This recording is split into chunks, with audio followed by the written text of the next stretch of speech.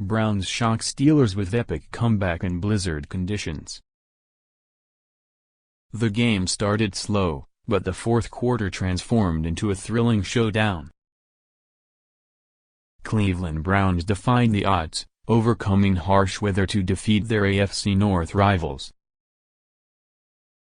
Despite blizzard conditions, both teams battled fiercely in a gripping snow game. With this victory, the Browns improved to a 3-8 season, while Steelers fell to 8-3. High winds and freezing temperatures made every play a challenge on the field. Don't miss our next thrilling sports update.